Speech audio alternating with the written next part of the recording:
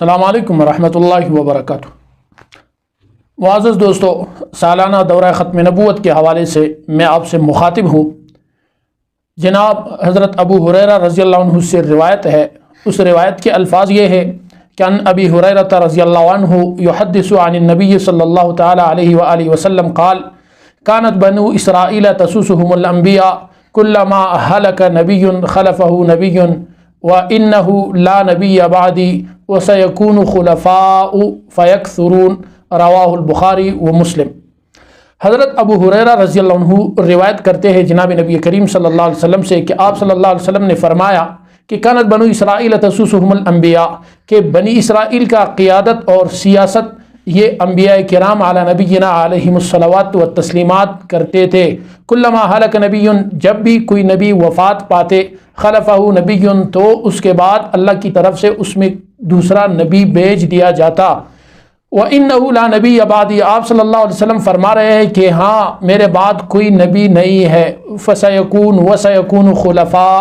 میرے بعد خلفاء، میرے نائب، میرے علماء ہوں گے، میرے وارث ہوں گے۔ فَيَكْثُرُونَ، وہ بہت ہوں گے۔ یہ حدیث جو ہے یہ بخاری اور مسلم نے اپنی کتاب میں لائی ہے، اور حدیث کی کتابوں میں اگر سب سے مضبوط اور سب سے زیادہ بہترین حدیث اور دلیل کسی کی مانی جاتی ہے تو وہ ہے بخاری اور مسلم، اور یہ حدیث ان دونوں میں آئی ہے۔ علماء جو ہے اس کو متفق علیہ کہتے ہیں، جب ان دونوں میں کوئی روایت آئے تو اس کو متفق علیہ کہتے ہیں۔ اب اس حدیث کے بارے میں علامہ ابن حجر عسقلانی رحمہ اللہ، جو مصنف ہے فتح الباری کے، اور فتح الباری جو بخاری کی شرح ہے، فرماتے ہیں کہ بنی اسرائیل میں جب کسی نبی کی وفات ہو جاتی تو اللہ تبارک و تعالی دوسرا نبی اس قوم میں بنی اسرائیل میں بھیج دیتا۔ وہ دوسرا نبی وہی تورات والی جو شریعت ہے، یعنی شریعت موسوی، حضرت موسیٰ علیہ نبینا علیہ الصلوات والتسلیمات والی شریعت، اسی کی شریعت، اسی کی دعوت، اسی کی تبلیغ اور اسی کی عمل درآمد بنی اسرائیل میں کرتے تھے۔ یہ ہوا ایک۔ اور نبی علیہ الصلوۃ والسلام فرما رہے وَإِنَّهُ لَا نَبِيَّ بَعْدِي، کہ میرے بعد جو ہے کوئی نبی نہیں آئے گا، البتہ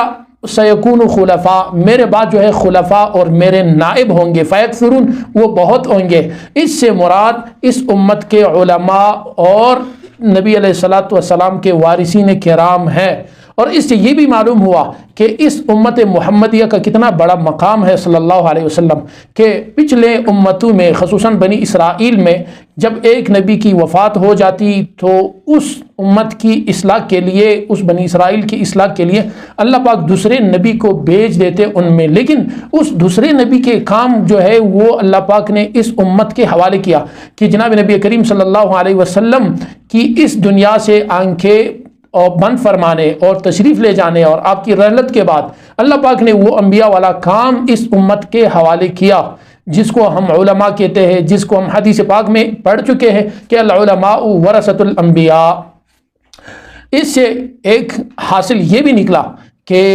اگر امت میں کسی دینی کمزوری، خرابی، بدعت یا شرک یا تحریف آ جائے، اگر علماء اٹھ کر اس کی اصلاح کرے، اس کمزوری کا، اس شرک کا، اس بدعت کا، تو یہ اصلاح کرنا اس کو نبوت نہیں کہتے، یہ بھی خلیفہ کا کام ہے، اس کو بھی نبوت نہیں کہا جا سکتا۔ اگر کوئی آج کل یا کسی بھی زمانے میں اٹھ کر دین کی کسی بات کا اصلاح کرے تو یہ بھی نبوت کا منصب نہیں ہے۔ یہ اس سے حاصل ہوا، اور اس سے حاصل یہ بھی ہوا کہ چاہے کوئی یہ دعویٰ کیوں نہ کرے کہ میں، جیسے کہ مرزا غلام قادیانی نے کی ہے بدقسمت نے، کہ میں نبی علیہ الصلوۃ والسلام کے دین میں جو تحریفات، جو کمزوریاں آئی ہے، میں اس کی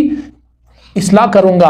اس لیے میں نبی ہوں۔ تو چاہے وہ جو بھی اصلاح کرے، جیسا بھی کریں، لیکن وہ نبوت کا منصب نہیں ہے۔ ہاں، یہ خلفاء کا اور نائبین کا کام ہے، اور خلفاء اور نائبین وہ ہے علماء کرام۔ اور اس سے یہ بھی حاصل ہوا کہ بنی اسرائیل کی قیادت اور سیاست اس زمانے میں نبی کیا کرتے تھے، انبیاء کرتے تھے، لیکن جب ایک نبی وفات پاتے علی نبینا علیہ الصلوات والتسلیمات تو اللہ پاک اس کی جگہ دوسرے نبی کو اس قوم میں مبعوث فرماتے، بھیج دیتے۔ لیکن اس امت میں قیادت اور رہنمائی اور سیاست یہ بھی انبیاء کے وارث علماء کرام کا کام ہے۔ اس حدیث سے علماء کرام کا سیاست میں آنا، اس حدیث سے اور اس سے مضبوط حدیث جو ہے وہ حدیث کی جو دنیا ہے، حدیث کی جو ذخیرہ ہے، اس سے مضبوط حدیث نہیں ملتی، اس لیے کہ بخاری اور مسلم کی کتابوں میں جو حدیث آئے تو وہ سب سے زیادہ مضبوط اور اہم وہی حدیث ہوتی ہے۔ آج ہمارا سبق اتنا کافی ہے، انشاءاللہ ملیں گے اگلے سبق میں۔ السلام علیکم ورحمۃ اللہ۔